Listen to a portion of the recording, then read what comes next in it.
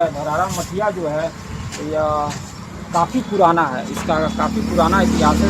300 साल पुराना इसका इतिहास है। और वो जो धरहरा मठिया था वो पुरानी स्थिति जर्जर स्थिति में हो गई थी। वहीं कहीं ना कहीं इसके जीविकोद्वार जो है यहाँ के लोगों द्वारा, प्रबुद्ध लोगों द्वारा यहाँ बैठक कर इस पर पूरी तरह से काम किया गया है। और अभी तस्वीरों में देख सकते हैं कि इसकी तस्वीरों में देख सकते हैं कि किस तरह से यहाँ अभी भी विधि व्यवस्था हुई है।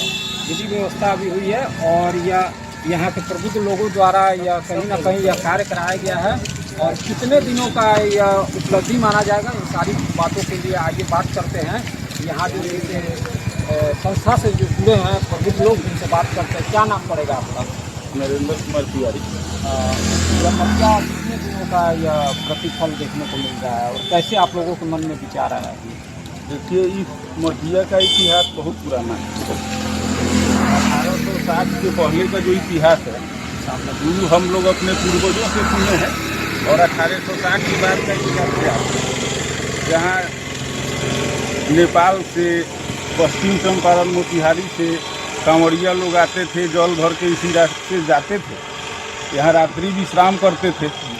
बगल में खेल का मैदान भी है अपना मठिया का। झुंड के झुंड लोग आते थे, जो हम लोग भी देखें। लेकिन इसकी स्थिति बहुत दयनीय हो गई थी। तो हमारे गांव के ही नहीं, इस मठिया के अंतर्गत धरहरा में मठिया है, लखना, सलखुआ, मंदरौली, भेल्दी, जलालपुर, ढोलाही, इस सारे क्षेत्र के लोग इसका भावनात्मक संबंध इस मठिया से था। यही एक जगह तो सारे गांव के प्रबुद्धों ने मिलकर यह निर्णय लिया कि इसका जीर्णोद्धार कराया जाए, इसका पुनर्निर्माण कराया जाए। तो हमारे सेक्रेटरी साहब माननीय जय गोविंद तिवारी जी ने इसको बिहार राज्य धार्मिक न्यास परिषद से पंजीकरण करवाया। और उसके बाद हम लोग आम सहयोग से, आम जनता के सहयोग से मिलके इसका निर्माण कार्य करवा रहे हैं। और यह कहाँ से इसका जो रख रखाव की जो व्यवस्थाएं की, ये कहाँ से पैसा चंदा वगैरह कहाँ से? क्योंकि चंदा तो हम लोग ग्रामीणों से लेते हैं।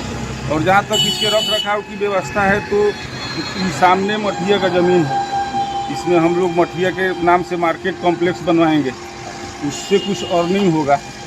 नहीं, कौन कौन से लोग यहाँ इस मंदिर में सदस्य के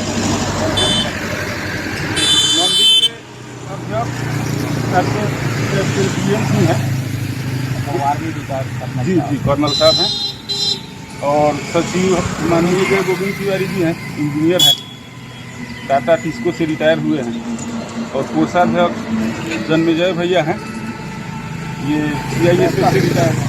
कब आप लोग का ये कब से काम चालू है? हमारा काम वैसे तो 2019 से भी हम लोग कागज पत्र दुरुस्त करने के लिए लगे थे। लेकिन हम लोग की ये वैधानिक प्रक्रिया पूरी करने में हम लोग को 2-3 साल समय लग गया। और इसका हम लोग भूमि पूजन 16 मार्च 2023 को किए और काम शुरू कर।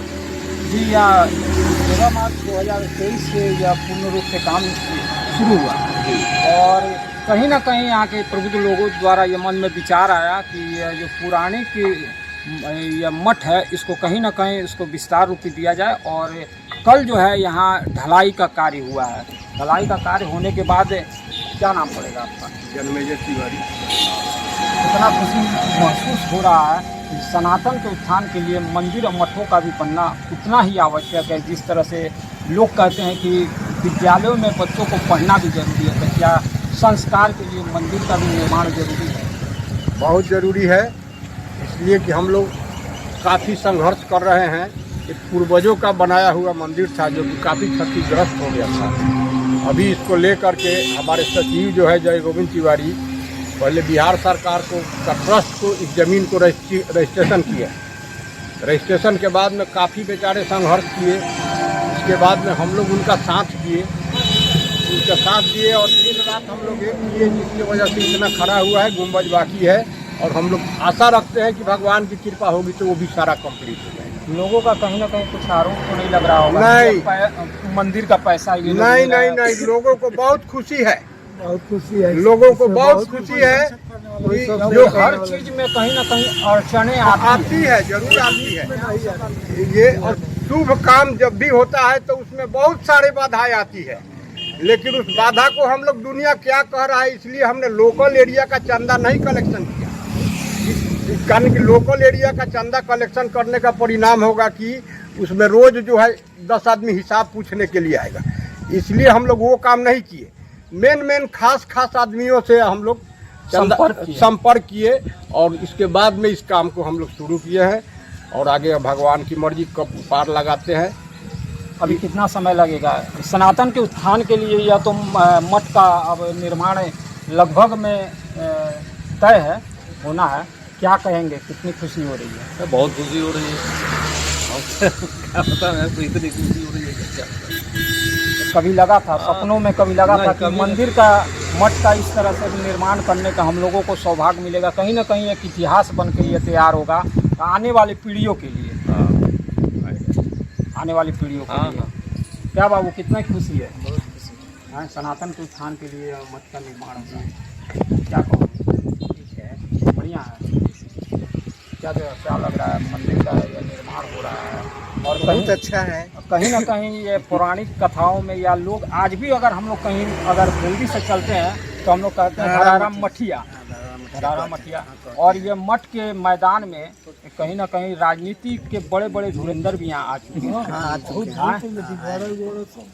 धुरंधर भी यहाँ आ चुके हैं। अपने में यह कहीं ना कहीं एक पहचान की अच्छा है। कहीं ना कहीं ये पौराणिक कथाओं में, या लोग आज भी अगर हम लोग कहीं अगर जल्दी से चलते हैं तो हम लोग कहते हैं धरारा मठिया, धरारा मठिया। और ये मठ के मैदान में कहीं ना कहीं राजनीति के बड़े बड़े धुरंधर भी यहाँ आ चुके हैं, धुरंधर भी यहाँ आ चुके हैं। अपने में यह कहीं ना कहीं एक पहचान की मुहताज नहीं है और यह बेहतर बनना चाहिए, बेहतर बनना चाहिए।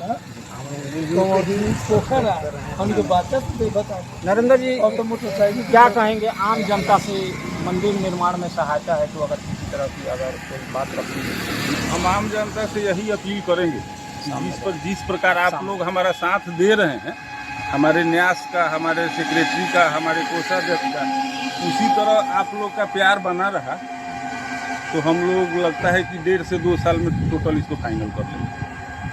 विधायक मंत्री से किसी तरह का सहयोग? देखिए, हम लोगों ने शुरू में ही निर्णय लिया था कि राजनीति क्षेत्र के व्यक्ति से हम लोग संपर्क नहीं करेंगे, क्योंकि वो लोग आएगा, राजनीति के इन्वॉल्वमेंट होने से माहौल खराब होगा, वो लोग अपना राजनीति करने लगेगा। इसलिए हम लोग अभी तक नेता, विधायक, सांसद के पास गए नहीं हैं, हम लोग अभी तक दूरी बना के रखे हैं। मठ का जो जमीन कितना लगभग अभी होगा? मठ का जमीन जिसमें मेरा मठ है वो लगभग 4.5 कट्ठा है और मठ के सामने है 2 कट्ठा 8 दूर है। वहाँ भी कुछ ना कुछ व्यवसाय? हाँ, उसमें हम लोग विवाह भवन बनवाएंगे। अच्छा, नहीं, ताकि ये न्यास के अंतर्गत संचालित है, आम जनता के बाल बच्चों का शादी वहाँ होगा और हम लोग बहुत कम शुल्क पर, केवल रख रखाव के शुल्क पर हम लोग यहाँ के स्थानीय लोगों को वो सारी सुविधाएं दें। कोई गरीब अगर आते हैं, कोई बच्चियों का विवाह रहेगा तो क्या उसमें मुफ्त? जितना संभव होगा हम लोग मदद करेंगे। अभी भी मेरे संस्था में कोई आता है भूखा रहता है तो हम लोग उसको घर से खाना ला के खिलाते हैं। क्या नाम पड़ेगा और इस ट्रस्ट में आपकी क्या पद है? इस ट्रस्ट में मैं ट्रस्टी हूँ। क्या नाम पड़ेगा? नरेंद्र कुमार तिवारी। नरेंद्र कुमार तिवारी जी से बात कर रहे थे। और धरारा मठिया के जो है सांस्कृतिक रख रखाव व्यवस्थाएं के बारे में इनसे चर्चा की है और इसकी पौराणिक इतिहास के बारे में भी हम जानकारी लिए हैं। यहाँ अमनौर ग्रामवासियों से यह निवेदन है कि इस मंदिर से जुड़े और यह कहीं ना कहीं यह मंदिर के निर्माण में अपना सहयोग राशि भी जरूर दे। छपरा से मनोज कुमार सिंह की विशेष